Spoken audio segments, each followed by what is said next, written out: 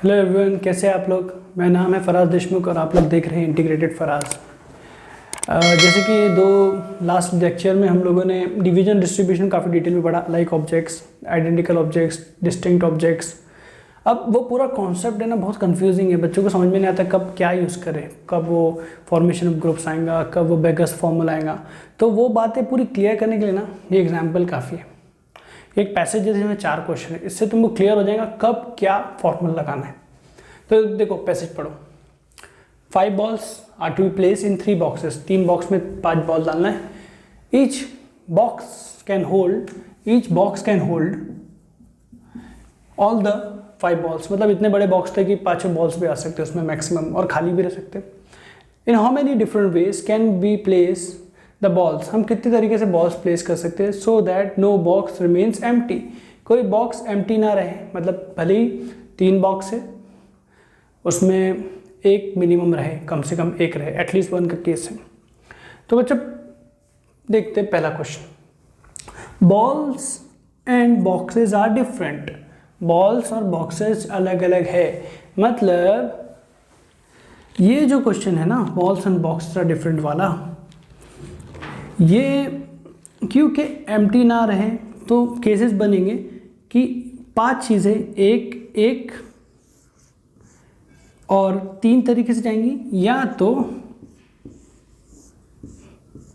2 2 1, इसके अलावा तो नहीं होगा। लेकिन इधर क्या बॉल्स डिफरेंट है, तो हम ये फॉर्मेशन ऑफ ग्रुप का केस हो गया क्योंकि बॉल्स डिफरेंट है और बॉक्स डिफरेंस है, उससे फॉर्मेशन ऑफ ग्रुप के अलावा अरेंजमेंट का भी क्वेश्चन हो गया क्योंकि अलग अलग बॉक्स है, अलग अलग जगह है।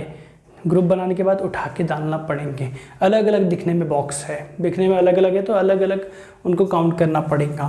तो 5 चीज़ें 1 फैक्टोरियल, 2 ग्रुप्स है तो ऊपर स्क्वायर आ जाएगा और यहाँ 3 फैक्टोरियल आ जाएगा। ये हो गया फॉर्मेशन, और ये 2 का बाजू में आएगा कंपनसेशन, है ना।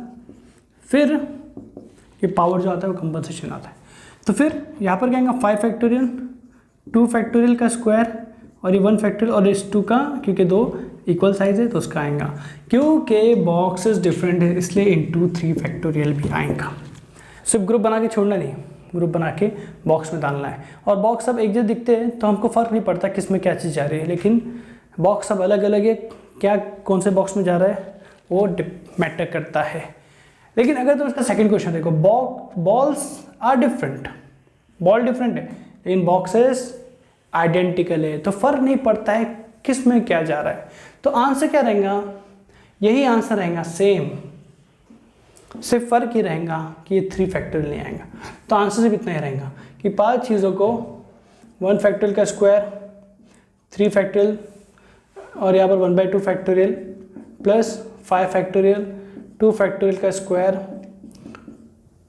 और ये 1 फैक्टोरियल इंटू कंपनसेशन वाला 2 फैक्टोरियल, और यहाँ पर कुछ मल्टीप्लाई नहीं होगा, मतलब 1 लिख दिया मैंने, कुछ मल्टीप्लाई नहीं होगा क्योंकि ग्रुप अलग अलग बनने के बाद बॉक्स में डालने के बाद समझ में नहीं आएगा तुमको कि तुमने किस में किसको क्या डाले, क्योंकि बॉक्सेस तो आइडेंटिकल है तो हमको समझ में नहीं आएगा। तो सिर्फ जो ग्रुप बने वही अलग अलग है। टीम बन गई, भेजना नहीं है उनको किसी टीम में, टीम 2 टीम बना के छोड़ दिए, बस ये वाला केस ये था।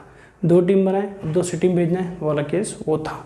तो ये वाला केस था, टीम बना के छोड़ दिए, और भेजने वाला केस ये था।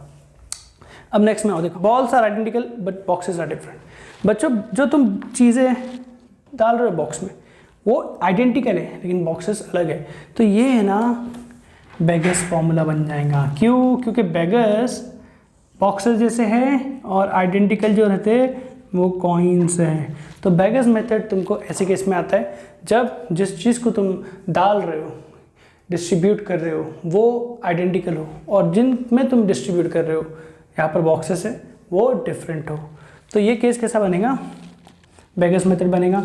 क्योंकि ये एटलीस्ट 1 का केस है, कोई भी एम्प्टी नहीं रहेगा, तो हमने एक फॉर्मूला देखे थे n-1 CP-1 डायरेक्ट यूज़ कर लेंगे हम लोग। और ये रहेगा कितने हैं, कितने प्लेस कर रहे हैं 5 बॉल, 5 - 1 कितने में 3 बेगस को दे रहे हो। और ये n+p-1 CP-1 क्यों नहीं यूज़ हुआ, क्योंकि वो उसमें एक बेगर को कुछ नहीं भी मिला तो चलता है, लेकिन इसमें हमको कम से कम एक कॉइन तो देना है। तो एक बॉल तो एक बॉक्स में जाना है क्योंकि कोई बॉक्स एम्प्टी ना रहे। देन अभी देखो नेक्स्ट वाला, balls and boxes are both are identical, दोनों सेम है। तो ये केस भी नहीं है क्योंकि इसमें क्या होगा, कॉइन्स आइडेंटिकल थे और बैगर्स अलग अलग थे, ये बैगर वाला केस नहीं है। तो इसमें क्या होगा, इसमें सिर्फ 1 1 3 ऐसे डिस्ट्रीब्यूट करके तुम छोड़ दोगे क्योंकि बॉक्स में डालने के बाद भी समझेगा नहीं और इनके अरेंजमेंट भी कुछ समझेंगे नहीं, या तो 2 2 1 ऐसे डिस्ट्रीब्यूट करके छोड़ दोगे क्योंकि ये भी समझ में नहीं आएगा इनको अलग अलग करने पे, क्योंकि बॉल्स भी आइडेंटिकल है, बॉक्सेस भी आइडेंटिकल है। तो इसका आंसर सिर्फ क्या होगा बच्चों, 2 होगा। सिर्फ 2 तरीके तुम ऐसा बना के छोड़ सकते हो। बड़ी इंपॉर्टेंट बात है, बॉल्स और बॉक्सेस दोनों डिफरेंट है। तो ये फॉर्मेशन ऑफ ग्रुप्स का क्वेश्चन है जिसमें तुमको डिस्ट्रीब्यूशन भी करना है, अरेंजमेंट भी करना है। बॉल्स डिफरेंट है but balls are different but boxes are identical. तो ये भी फॉर्मेशन ऑफ ग्रुप्स का, सिर्फ ग्रुप बना के छोड़ देना है, अरेंजमेंट नहीं करना है।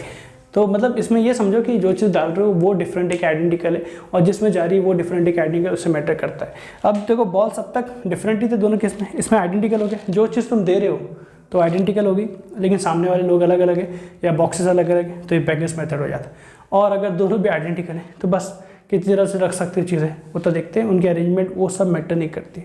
तो बच्चों ये क्वेश्चन तुमको पूरे उस कॉन्सेप्ट को क्लियर कर देगा। Thank you.